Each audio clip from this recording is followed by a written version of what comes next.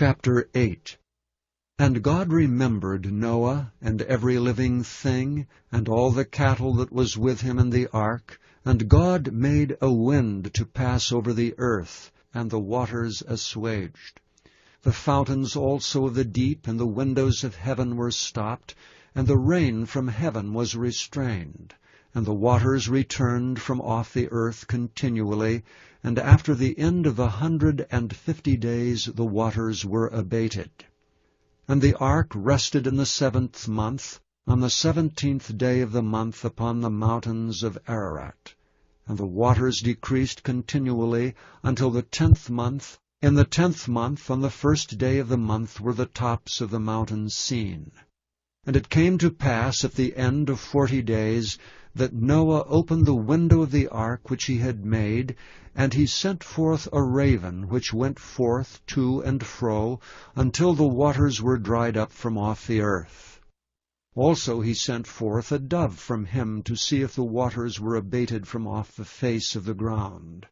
But the dove found no rest for the sole of her foot, and she returned unto him into the ark, for the waters were on the face of the whole earth.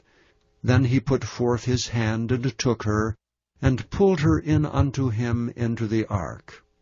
And he stayed yet other 7 days, and again he sent forth the dove out of the ark. And the dove came in to him in the evening, and lo, in her mouth was an olive leaf plucked off. So Noah knew that the waters were abated from off the earth.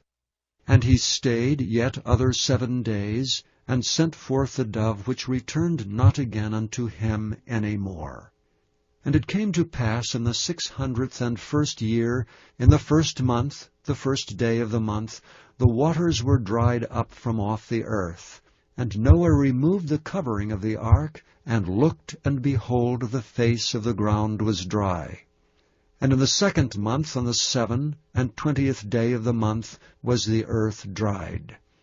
And God spake unto Noah, saying, Go forth of the ark, thou, and thy wife, and thy sons wives with thee. Bring forth with thee every living thing that is with thee of all flesh, both of fowl and of cattle, and of every creeping thing that creepeth upon the earth, that they may breed abundantly in the earth, and be fruitful, and multiply upon the earth. And Noah went forth, and his sons, and his wife, and his sons' wives with him, every beast, every creeping thing, and every fowl, and whatsoever creepeth upon the earth after their kinds, went forth out of the ark. And Noah builded an altar unto the Lord, and took of every clean beast, and of every clean fowl, and offered burnt offerings on the altar. And the Lord smelled a sweet savour, and the Lord said in his heart, I will not again curse the ground any more for man's sake, for the imagination of man's heart is evil from his youth, neither will I again smite any more everything living as I have done. While the earth remaineth, seed time and harvest, and cold and heat, and summer and winter, and day and night shall not cease.